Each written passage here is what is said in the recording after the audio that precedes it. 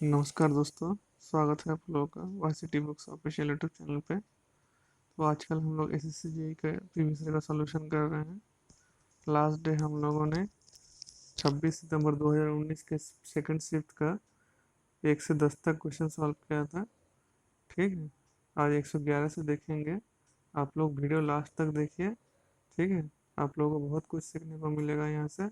ठीक है, जितना भी नॉलेज दिया जाएगा वो आपके लिए आने वाले एसएससी जेईई के एग्ज़ाम के लिए काफ़ी रहेगा। ठीक है, तो आप लोग ध्यान से वीडियो देखते रहिए। ठीक है, कोई भी डाउट होगा वीडियो देखने के बाद तो आप लोग कमेंट बॉक्स में ज़रूर लिखिएगा। ठीक है, चलिए वीडियो स्टार्ट करते हैं आज का। चलिए, तो पहला क्वेश्चन देखिए क्या है। Lamps are use to light up sports stadium, मतलब स्पोर्ट्स स्टेडियम लाइट अप करने के लिए कौन सा लैम्प यूज़ करते हैं। ठीक है, तो यहाँ पे जो एसएससी वाले जो ऑप्शन दिए थे, यहाँ पे चारों ऑप्शन ही यहाँ पे गलत है, क्योंकि आपका स्पोर्ट्स स्टेडियम में आपका हैलोजन लैंप यूज़ होता है। ठीक है, और यहाँ पे तो ऑप्शन में कुछ है नहीं, तो इसका देखिए एक्सप्लेनेशन क्या दिया हुआ है, देखते हैं। देखिए, खेलों के मैदानों में या हवाई अड्डों में तथा फैक्ट्रियों के स्पोर्ट्स हॉलों इत्यादि को प्रकाशित करने के लिए हैलोजन लैंप का प्रयोग किया जाता है। ठीक है, हैलोजन लैंप तापदीप लैंप मतलब इनकैंडिसेंट लैंप के श्रेणी में एक नवीनतम लैंप है, मतलब नया लैंप है, मतलब न्यूअर वर्जन है। ठीक है, इनकैंडिसेंट लैंप का न्यूअर वर्जन है। इसमें आपका टंगस्टेन दिया जाता है। ठीक है, टंगस्टेन फिलामेंट होता है। ठीक है, और आर्गन गैस और नाइट्रोजन गैस का मिलावट उसमें दिया जाता है, जिसमें हल्की मात्रा में हेलोजन गैस भी रहता है, इसलिए उसको हेलोजन लैंप भी कहा जाता है। ठीक है, और हेलोजन गैस हम लोग क्या क्या जानते हैं, क्लोरीन, ब्रोमीन, आयोडीन, etc, ये सब हेलोजन गैस होता है। ठीक है, ये हेलोजन गैस मिलाने का कारण क्या होता है, ये आपका फिलामेंट जो होता है उसका वाष्पीकरण, वाष्पीकरण मतलब इवापोरेशन। इवापोरेशन आपका जितना उसका यूज होता है, उसका आपका फिलामेंट इवापोरेट होने लगता है, ठीक है, दिन का दिन। फिर उसी को कम करने के लिए हम लोग हेलोजन गैस को यहाँ ऐड कर देते हैं। ठीक है, अब देखिए सोडियम वेपर लैंप जो होता है आपका, ये आपका सड़क चौराहे पे ट्रैफिक आदि पर किया जाता है। ठीक है, तो यहाँ पर कोई भी ऑप्शन सही नहीं है आप लोग का। यहाँ पे हेलोजन लैंप आपका करेक्ट आंसर होगा। ठीक है, हेलोजन याद रखिएगा। तो और इनकैंडिसेंट लैंप तो हम लोग घर में यूज़ करते हैं, देखते हैं। ठीक है, जो आपका बल्ब होता है नॉर्मल। फ्लोरेसेंट लैंप मतलब आपका जो ट्यूबलाइट होता है, ट्यूबलाइट या सीएफएल हो गया, ये सब आपका फ्लोरेसेंट लैंप हो गया। और एलईडी लैंप जो होता है आपका, एलईडी लैंप आजकल तो रोड पे भी यूज़ होता है। ठीक है, स्ट्रीट लाइट में देखिएगा एलईडी लाइट आजकल यूज़ होने लगा है। ठीक है, चलिए अगला क्वेश्चन देखते हैं।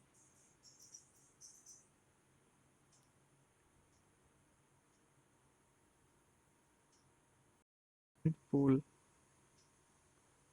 in the salient pool three phase, ये थ्री होगा। ठीक है, थ्री होगा, three phase synchronous machine. The rotor will have small diameter large axial length, मतलब आपका यहाँ पे यही बोलना चाह रहा है कि आपका जो सेलियंट पुल मशीन है, थ्री फेज सिंक्रोनस मोटर, उसमें आपका जो रोटर होता है उसका डायमीटर कैसा होता है, स्मॉल होता है या लार्ज होता है, और उसका एक्सियल लेंथ। ठीक है, डायमीटर तो ऐसे होगा। ठीक है, मानिए ऐसे होगा आपका रोटर। ठीक है, तो इसमें आपका डायमीटर ये वाला हो जाएगा। एक्सियल लेंथ मतलब इसका लंबाई। ठीक है, इसका लंबाई होता है एक्सियल लेंथ। ठीक है, तो ये लंबाई और डायमीटर आपका छोटा है कि बड़ा है वही पूछ रहा है। तो यहाँ पर दो चीज़ आती है, आपको बताता हूँ मैं, देखें। सबसे पहले आता है आपका सिलिंड्रिकल रोटर। ठीक है, सिलिंड्रिकल सिलिंड्रिकल रोटर।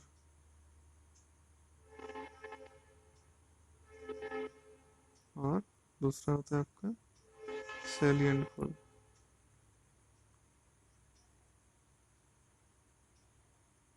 ठीक है, अब दोनों में अंतर क्या होता है आपका, जो रोटर होता है रोटर का यहाँ पे डायामीटर, ठीक है,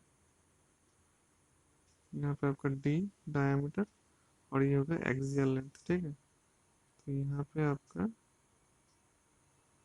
इसमें आपका डायामीटर आपका स्मॉल होता है, ठीक है। केस में लिख देता हूँ, आप लोग समझ जाइएगा। डायमीटर आपका स्मॉल होता है और एक्सियल लेंथ आपका लार्ज होता है।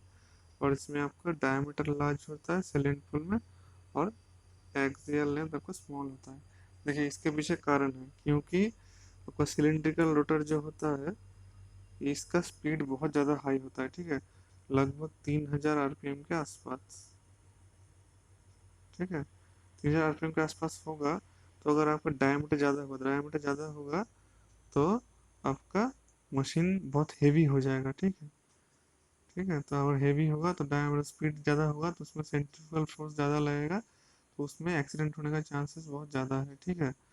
और दूसरा वाला जो है आपका सेलिंग पोल जो मशीन होता है, और सबसे पहले बताता हूँ, ये सिलिंड्रिकल रोटर जो होता है ये ज़्यादातर आपका थर्मल पावर प्लांट में यूज़ होता है, ठीक है, टीपीपी, थर्मल पावर प्लांट में यूज़ होता है। और इसका लेंथ आपका एक्सियल लेंथ आपका लार्ज होता है, ठीक है, लंबाई ज़्यादा होता है इसका। और दूसरा वाला आपका सेलियंट पोल, ठीक है, सेलियंट पोल में होता है कि आपका इसका स्पीड 500 आरपीएम के आसपास होता है, ठीक है। तो देखिए कितना कम है, आपका 3000 आरपीएम हो गया, 500 आरपीएम मात्र। और ये आपका हाइडल पावर प्लांट में यूज होता है, ठीक है। तो यहाँ पर स्पीड कम है तो आपका, और स्पीड कम होता है, दूसरा आपका स्पेस भी बहुत कम होता है यहाँ पे आपका, जो सेल आपका जो सिंक्रोनस मशीन होता है आपको रखने के लिए भी बहुत कम स्पेस होता है आपका हाइडल पावर प्लांट में, ठीक है। तो इसलिए हम लोग को क्या करना पड़ता है, आपका एक्सियल लेंथ कम करके उसका आपका डायमीटर हम लोग लार्ज कर देते हैं, क्योंकि उसमें पोल ज़्यादा होते हैं सिलेंडर पोल में। और दूसरा आपका जो आर्मेचर में जो आपका वाइंडिंग बैठता है, ठीक है, जो स्टेटर में आर्मेचर वाइंडिंग, तो उसका बहुत ज़्यादा उसमें वाइंडिंग्स रहते हैं, ठीक है।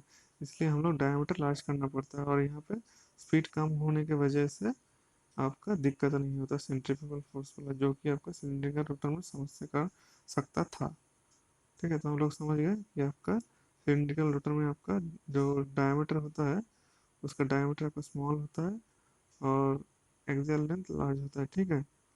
और सिलेंडर फुल में आपका डायमीटर जो होता है आपका लार्ज होता है, आपका एक्सियल लेंथ आपका स्मॉल होता है, ठीक है, समझ गए।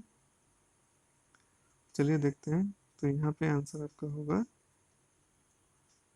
सेलियंट पोल मशीन बोला है, मतलब इसका डायमीटर आपका लार्ज होगा और एक्सियल लेंथ आपका स्मॉल होगा, ठीक है।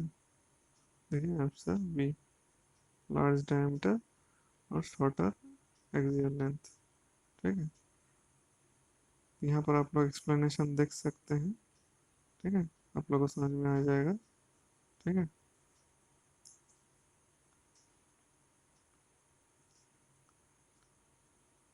अब देखिए दूसरा क्वेश्चन, तीसरा क्वेश्चन क्या है, ये the candle power of lamp placed at normal to a working plane. ये देखिए वर्किंग प्लेन है, मानिए लैम्प नॉर्मली रखा हुआ है, लैम्प पोस्ट है, सीधा बात है, उसका 60 सी कैंडल पावर है उसका 60 सीपी, ठीक है। Find the distance if the illumination is 15 flux, ठीक है। तो आपका यहाँ पे ये जो डिस्टेंस है ग्राउंड से, ये डिस्टेंस हम लोग को निकालना है, ठीक है। अब यहाँ पे आपका लाइट है, ठीक है, ये हम लोग का डिस्टेंस निकालना है, तो लाइट नीचे गिर रहा है ऐसे करके, ठीक है। तो यहाँ पे हम लोगों को यहाँ पे एक फॉर्मूला यूज करना पड़ेगा आपका लैम्बर्ट्स कोसाइन लॉ, ठीक है। लैम्बर्ट्स कोसाइन लॉ आप लोग को बताता हूँ क्या होता है, पहले देख लेते हैं हम लोग। देखिए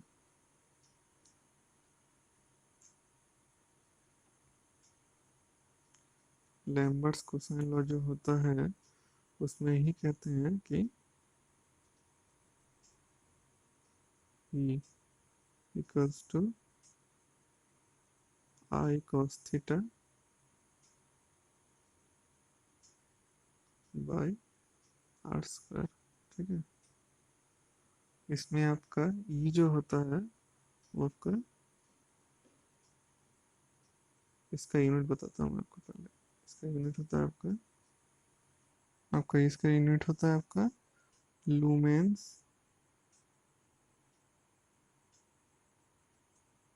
पर मीटर स्क्वायर। ठीक है। अब आई क्या होता है? आई होता है आपका यहाँ पे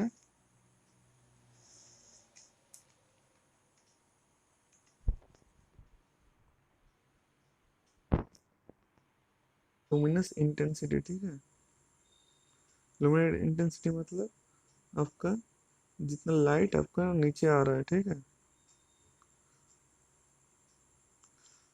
लुमिनस इंटेंसिटी। ठीक है। उसके बाद आता है इल्यूमिनेशन।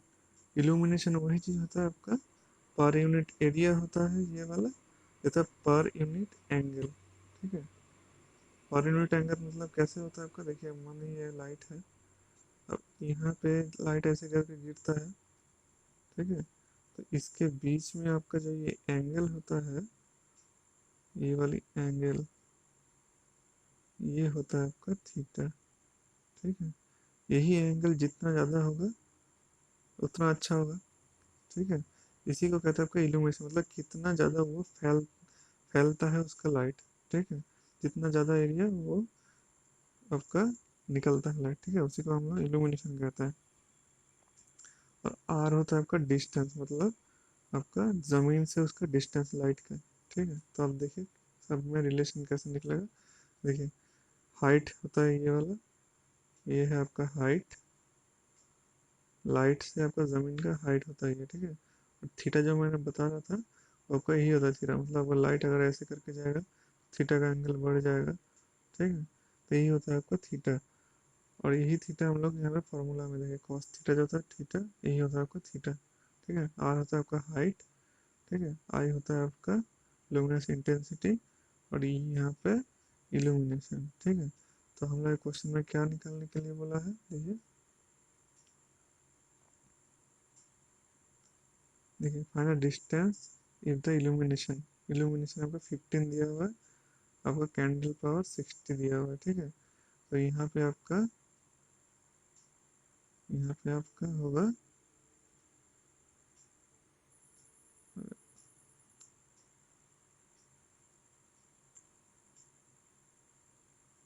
देखिए यहाँ पे आपका,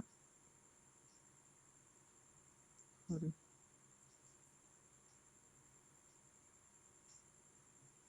एक बार फिर से फॉर्मूला लिखता हूँ मैं। ठीक है। E is equals to I cos theta by R square. ठीक है। यहाँ पे हम लोग को सीधा नीचे है, डायरेक्ट लैंप पोस्ट के नीचे हम लोग को निकालने के लिए बोला है। ठीक है। तो हम लोग का क्या था, थीटा ऐसे था, थीटा लैंप पोस्ट के नीचे मतलब थीटा आपका जीरो हो जाएगा, डायरेक्ट नीचे का थीटा जीरो होगा। ठीक है। तो थीटा अगर जीरो होगा तो कॉस थीटा कितना होगा, कॉस जीरो 1 हो जाएगा।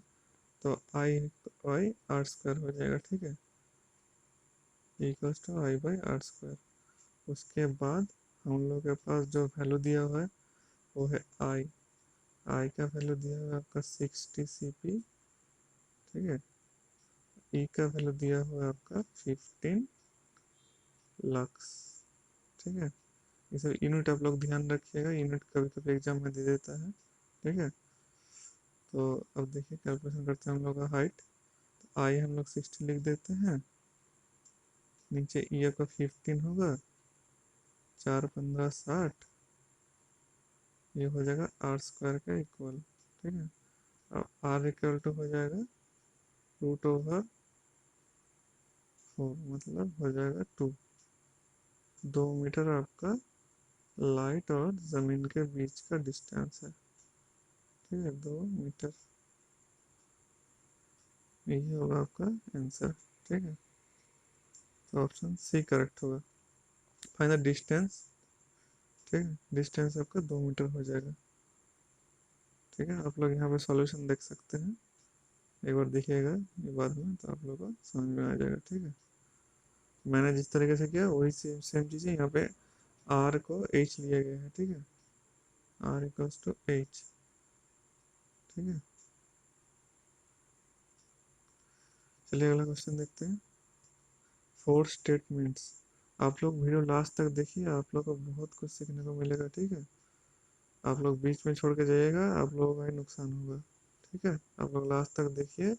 कोई भी प्रॉब्लम होगा, कोई भी डाउट होगा, आप लोग कमेंट बॉक्स में लिखिएगा। ठीक है, कोई प्रॉब्लम नहीं होगा आप लोगों का। चलिए देखते हैं क्वेश्चन।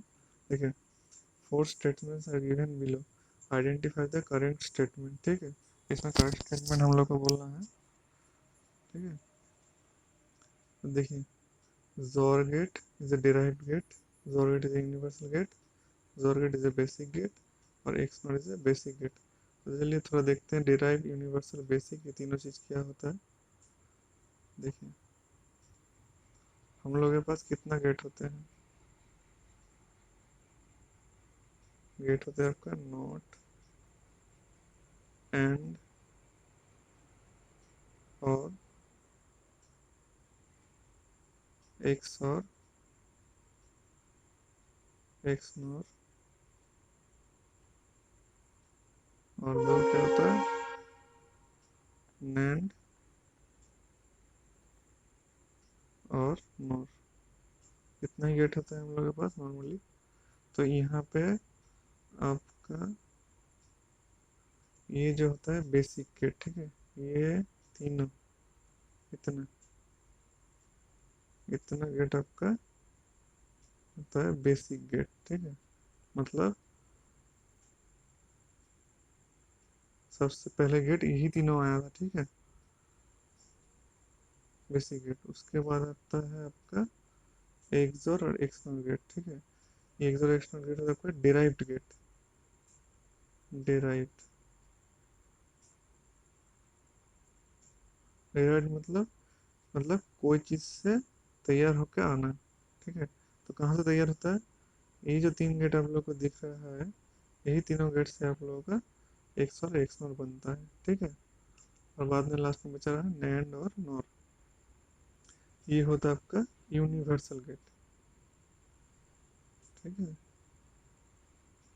Universal gate. तो यूनिवर्सल गेट क्या होता है, यूनिवर्सल गेट मतलब ये दोनों गेट से हम लोग ऊपर के जो पांच दिख रहे हैं, एक दो तीन चार पाँच, ये पांचों गेट में से कोई भी गेट हम लोग बना सकते हैं, इसलिए हम लोग इसको यूनिवर्सल गेट बोलते हैं। ठीक है, तो यहाँ पर डिराइव गेट कौन कौन दिख रहा है आपको, एक्स और एक्स नॉर। देखते हैं कौन सा आंसर सही है। देखिए, तो यहाँ पे ऑप्शन ए करेक्ट होगा, एक्स और इज ए डिराइव गेट। ठीक है, समझ गए आप लोग। यहाँ पर वही चीज लिखा हुआ है, आप लोग एक बार देख लीजिएगा। ठीक है, चलिए अगला क्वेश्चन देखते हैं।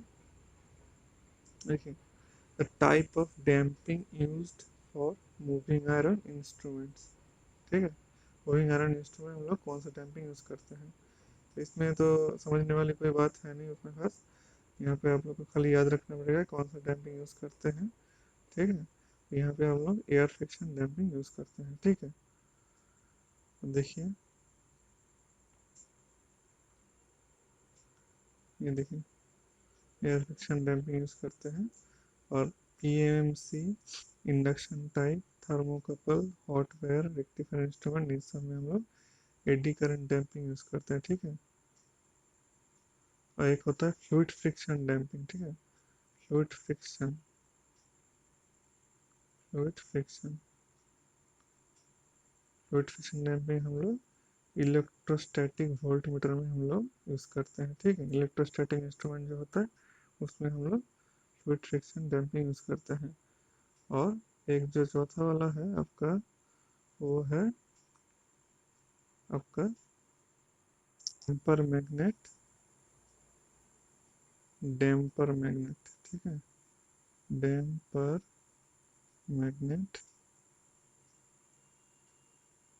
Damping torque. ठीक है, ये हम लोग कभी कभी यूज करते हैं हॉट वायर इंस्ट्रूमेंट में। ठीक है, ये भी याद रखिएगा थोड़ा, ये भी यूज कर लेते हैं हम लोग। ठीक है, नॉर्मली हम लोग यही यूज करते हैं, एडी करंट डैम्पिंग और डैम्पर मैग्नेट। ठीक है, हॉट वायर में यूज करते हैं। ठीक है,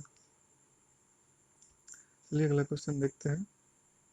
अगला क्वेश्चन क्या बोल रहा है देखिए, the combination combined inductance of two coils connected in a series, ठीक है, 0.6 और 0.1 सीरीज में कनेक्टेड है, उसका depending on the relative direction of current, अब करंट का डायरेक्शन के हिसाब से वो लोग कनेक्टेड है सीरीज में, ठीक है।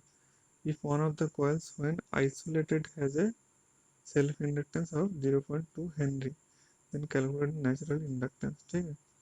तो यहाँ पे हम लोग को नेचुरल इंडक्टेंस निकालना है, सेल्फ इंडक्टेंस हम लोग को 0.2 हेनरी दिया हुआ है, ठीक है। ये देखते हैं क्या है, देखिए इसमें आप लोगों को दो इंडक्टर हम लोग कनेक्टेड है, ठीक है, सीरीज में ऐसे करके, ठीक है।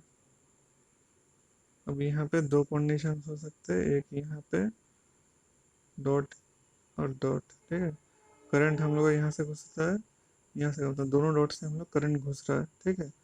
और एक कंडीशन हो सकता है आपका कुछ इस तरह, आपका डॉट यहाँ पे हो और इसका डॉट यहाँ पे हो, मतलब आपका करंट यहाँ से निकल रहा है और यहाँ पे करंट घुस रहा है, दो कंडीशन हो सकता है, ठीक है। ये जो कंडीशन है आपका, ये आपका इस इक्वेशन के लिए वैलिड है, क्योंकि ये जो निकल रहा है घुस रहा है, मतलब ये ऑपोजिट है, ठीक है। ऑपोजिट केस में आप लोग का म्यूचुअल इंडक्टेंस नेगेटिव होगा, ठीक है, -2n, ठीक है।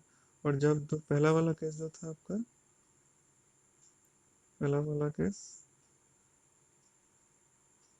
पहला वाला केस में आपका दोनों एंटर कर रहा है डॉट से, तो इस केस में आप लोग का म्यूचुअल इंडक्टेंस जो होता है वो आपका पॉजिटिव होता है, ठीक है, ये वाले केस में। इस केस में आपका टोटल इंडक्टेंस आपका 0.6 और 0.1 दिया हुआ है, तो हालांकि मतलब नॉर्मली हम लोग को देख के पता चल जाएगा कि अगर एक सर्किट में दो इंडक्टेंस सीरीज में है और एक का वैल्यू ज़्यादा है टोटल इक्विवेलेंट इंडक्टेंस, तो हालांकि वो आपका ये वाला ही होगा, प्लस वाला, ठीक है, म्यूचुअल इंडक्टेंस प्लस में ही होगा, ठीक है, जो एड मतलब एड करता है, ठीक है, हेल्प करता है दोनों एक दूसरे के फ्लक्स को, ठीक है, यही है। तो अब देखिए, अब दोनों क्वेश्चन को हम लोग सॉल्व करेंगे, ठीक है।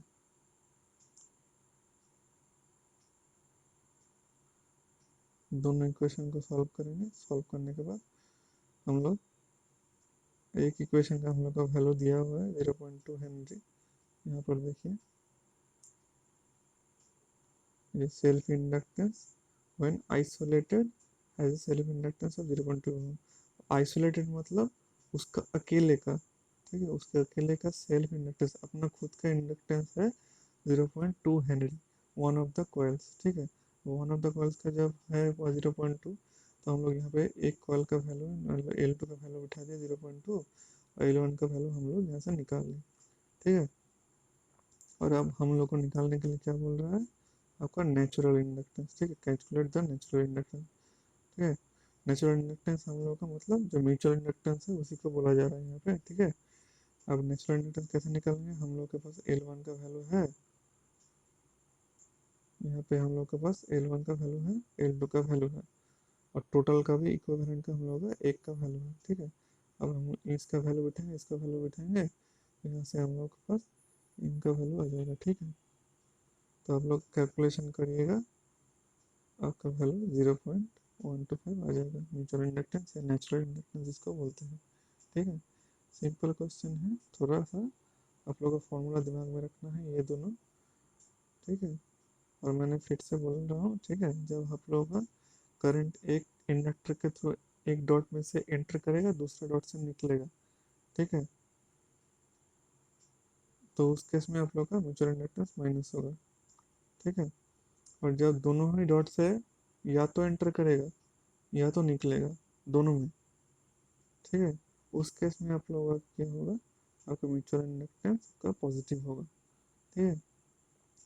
और इस ये आप लोग को देख कैसे पता चलेगा कि कौन सा फॉर्मूला किस में लगाएंगे, तो आपका जो ज़्यादा इंडक्टेंस है, ठीक है, इक्विवेलेंट, वो आपका हमेशा पॉजिटिव के लिए ही होगा, क्योंकि हालांकि मतलब नॉर्मल बात है, हम लोग ऐड करेंगे तो ज़्यादा ही होगा, ये नॉर्मल बात है। और जो कम होगा वो आपका माइनस वाले में होगा, ठीक है। तो चलिए अगला क्वेश्चन देखते हैं क्या है। देखिए, lower efficiency lower power factor are the features of which of the following motors. तो यहाँ पे देखिए कौन सा मोटर है। Single phase induction motor, three phase induction motor, आपका थ्री फेज सिंक्रोनस मोटर और डीसी शंट मोटर। तो इस केस में क्या होगा, आपका जो सिंगल फेज इंडक्शन मोटर होता है उसी का आपका एफिशिएंसी और लोअर पावर फैक्टर होता है। क्योंकि उसमें आपका मैग्नेटाइजिंग करंट, ठीक है, मैग्नेटाइजिंग करंट ज़्यादा लगता है। अब मैग्नेटाइजिंग क्यों ज़्यादा लगता है, क्योंकि उसमें आपका रिलैक्टेंस ज़्यादा होता है। रिलैक्टेंस ज़्यादा होने से क्या होता है, आपका फ्लक्स कम लिंक हो पाता है, ठीक है, रोटर और स्टेटर के अंदर। और जितना कम रोटर स्टेटर में फ्लक्स लिंक हो पाएगा उतना ही ज़्यादा उसका मैग्नेटाइजिंग करंट लगेगा, उसका फ्लक्स मतलब जितना फ्लक्स चाहिए उतना उसको लाने के लिए, ठीक है। इसी कारण से आपका जितना ज़्यादा मैग्नेटाइजिंग करंट लगेगा उतना ज़्यादा रिलैक्टेंस होगा, उतना कम उसका एफिशिएंसी होगा, ठीक है, और पावर फैक्टर भी उसका लो होगा, ठीक है। तो आंसर आपका ऑप्शन ए होगा। चलिए देखिए अगला क्वेश्चन क्या है। ए 4 पोल 20 kilowatt 200 volt wave wound DC shunt generator, the current in each parallel path will be. Wave wound बोला है, ठीक है, ये सबसे मेन वर्ड है यहाँ पे। तो देखते हैं वेव वुंड और लेफ्ट वुंड में क्या अंतर है, ठीक है। तो देखिए एक ही चीज़ है, आप लोगों को ध्यान रखना है। जो आपका लैप जनरेटर होता है या मोटर जो भी हो, ठीक है, या कोई वाइंडिंग का डिज़ाइन होता है, ठीक है। लैप वुंड में आपका पैरेलल पाथ जो होता है उसको ए से हम लोग डिनोट करते हैं। लैप के केस में आपका आपका नंबर ऑफ पोल मशीन में इक्वल होता है, ठीक है। और जो आपका वेव वुंड मशीन होता है उसमें आपका जो parallel number of parallel path होता है वो आपका होता है 2, ठीक है। तो ये दोनों हम लोग ध्यान रखिएगा, ठीक है। इसके ऊपर न्यूमेरिकल आ जाते हैं। तो इक्वल टू 2 होगा। देखिए आप लोग क्या होता है आगे। तो देखिए यहाँ पे हम लोगों को क्या निकालना है, current in each parallel path, मतलब दो पैरेलल पाथ में एक एक में कितना करंट फ्लो हो रहा है ये निकालना है। तो पहले हम लोग को करंट निकालना पड़ेगा। करंट निकालने के लिए क्या करेंगे, आपका power by voltage, P equals to V I होता है। यहीं से हम लोग करंट निकालेंगे, ठीक है, पी बाई वी करके। तो देखिए यहाँ पे I equals to P by V, P लिख दिए हम लोग, यहाँ पे वी लिख दिए। 100 एम्पियर आंसर आ गया, ठीक है। 20 किलोवाट बोला था इसलिए 10 टू द 3 कर दिए बाई 200 वोल्ट, ठीक है। तो आई निकल गया। अब पैरेलल पाथ था कितना आपका, पैरेलल पाथ था आपका a = 2। मैंने बताया वेव वुंड मशीन में आपका parallel number of parallel path 2 होता है।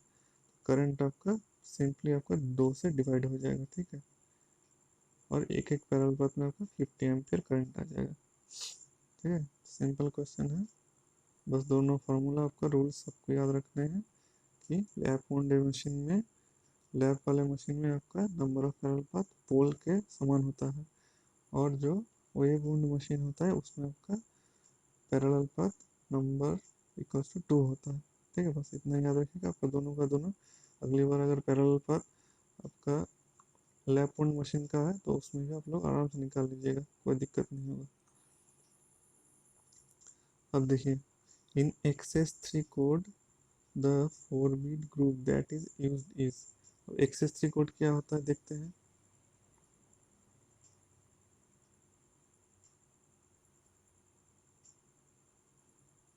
देखिए एक्सेस 3 आपका होता है एक्सेस 3, एक्सेस मतलब तीन ज़्यादा। तीन ज़्यादा कैसे होगा, हम लोग मानिए आपका कोई बाइनरी नंबर है आपका, सॉरी डेसिमल नंबर है आपका, मानिए आपका 4 है, ठीक है। उसका एक्सेस 3 कितना होगा, 4 + 3 = 7।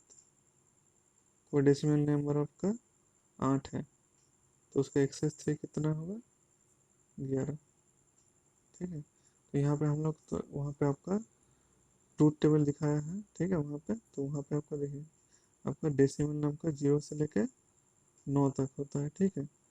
तो हालांकि अगर 0 से 9 होगा तो उसका एक्सेस 3 कितना होगा, 0 प्लस 3, 3 से आपका एक्सेस 3 स्टार्ट होता है, ठीक है। और जाता कितना तक है, 9 प्लस 3 12, ठीक है। एक्सेस 3 आपका 3 से लेकर 12 तक होता है, ठीक है, समझ गए, ठीक है। और यहाँ पे आपका डेसिमल का स्टार्टिंग 0 से होता है, तो 3 से होता है आपका एक्सेस 3 का स्टार्टिंग। तो हम लोग देखना पड़ेगा कि 3 का आपका डेसिमल इक्विवेलेंट कितना होता है, सॉरी बाइनरी इक्विवेलेंट कितना होता है, ठीक है। देखते हैं, देखिए 3 का बाइनरी इक्विवेलेंट कितना होगा, 2 1 2, मतलब यहाँ से एक निकल गया, 2 0 1, मतलब यहाँ से एक निकल गया, ठीक है। तो यहाँ से हम लोग नीचे से लेते हैं, तो यहाँ पे कितना होगा, 1 1 0 0, ठीक है। तो ये हो गया आपका 3 का decimal equivalent, sorry binary equivalent, ठीक है। तो अब हम लोग कोई भी डेसिमल नंबर का बाइनरी इक्विवेलेंट के साथ अगर हम लोग इसको ऐड करेंगे तो उसका एक्सेस 3 इक्विवेलेंट हम लोग का निकल जाएगा, ठीक है। तो आप लोग ध्यान रखिए, मैं बताता हूँ, देखिए आप लोग 0 0 1 1 इसको हम लोग ऐड करेंगे, देखिए यहाँ भी वही लिखा हुआ है, आपका बाइनरी 0 से स्टार्ट हो रहा है, एक्सेस 3 आपका 0 प्लस 3, 3 का इक्विवेलेंट बाइनरी आपका 0 0 1 1 होता है, यहीं से आपका स्टार्ट होता है, जाता है कहाँ तक, ये आपका 9 होता है ये वाला, और ये आपका 12 होता है, ठीक है। मतलब 9 3 12, 12 तक आपका एक्सेस 3 होता है, ठीक है। तो अब देखिए यहाँ पे बोला है एक्सेस 3 कोड में 4 बिट ग्रुप में यूज़ करते हैं हम लोग इस चारों में से कौन सा वाला, ठीक है। तो आप लोग खोज के देखेंगे यहाँ पे, तो आप लोगों को ऑप्शन बी एकमात्र मिलेगा जो हम लोग यूज़ करते हैं, ठीक है। क्योंकि इसमें देखिए ये आपका 0 0 1 है, मतलब ये आपका हो जाएगा 1, इसका आपका डेसिमल इक्विवेलेंट, ठीक है। डेसिमल बाइनरी, बाइनरी बाइनरी में दिया हुआ है आपका 0 0 0 1, उसका डेसिमल इक्विवेलेंट हो जाएगा आपका 1, ठीक है। 1 तो यहाँ पर है नहीं एक्सेस 3 में, तो ये नहीं होगा। यहाँ पर आपका 0 0 1 0 1 0 का आपका डेसिमल इक्विवेलेंट हो जाएगा कितना, 2, देखिए 2 है, लेकिन 2 तो हमारे पास इतना नहीं, 2 यहाँ पर 3 से स्टार्ट हो रहा है, तो ये भी नहीं होगा, ये भी क्रॉस है, ये भी क्रॉस है।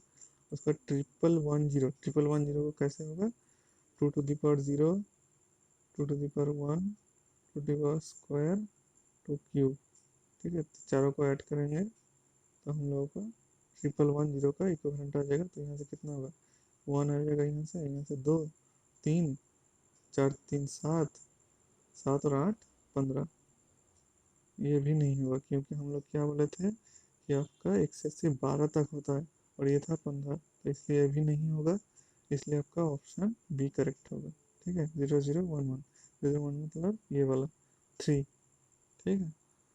समझ गए होंगे आप लोग एक्सेस 3, ठीक है। चलिए अगला क्वेश्चन देखिए, यहाँ पे एक सर्किट दिया हुआ है, ठीक है। यहाँ पे आपका आर, ये मतलब इंटर वोल्टेज सोर्स का आपका इंटरनल रेजिस्टेंस है आर आई, और यहाँ पे है लोड रेजिस्टेंस आपका आर एल, और आई एल करंट फ्लो है। अब देखिए क्वेश्चन में क्या पूछ रहा है, देखिए ऑब्जर्व द गिवन फिगर, ठीक है। फिगर हम लोग देख लिए पहले ही, ठीक है।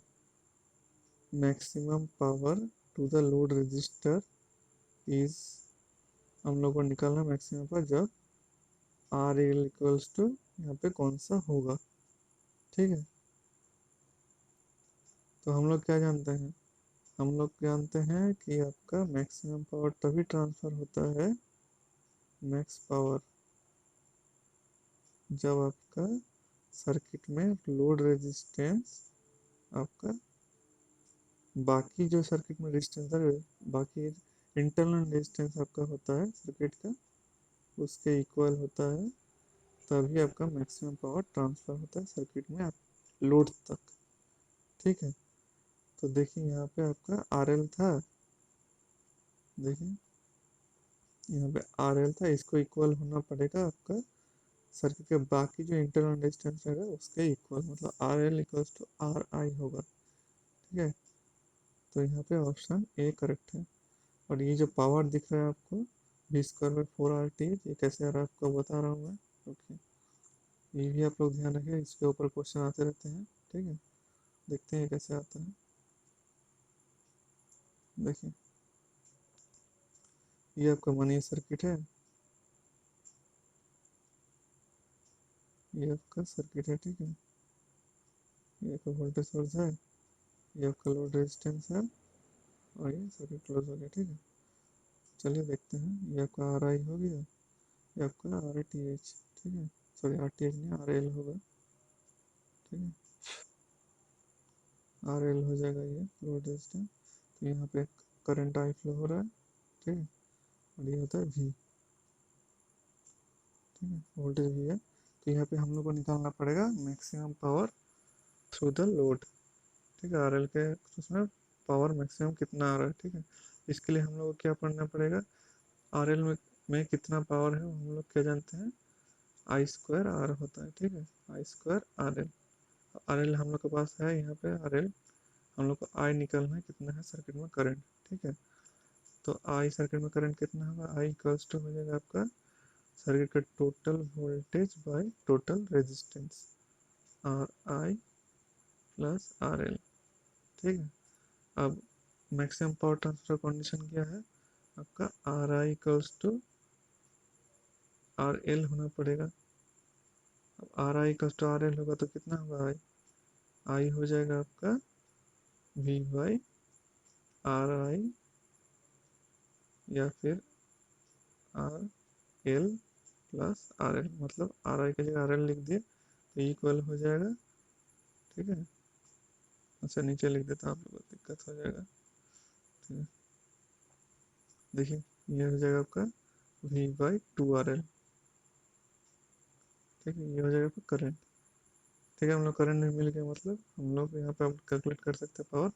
P=I²RL है यहाँ पे, तो यहाँ पे वैल्यू पुट करके देखते हैं क्या होता है। P=I²RL। ठीक है, I² हम लोग का मिल गया यहाँ पे, तो इसको स्क्वायर कर देते हैं, V² हो जाएगा बाई 2²4 हो जाएगा, और RL²।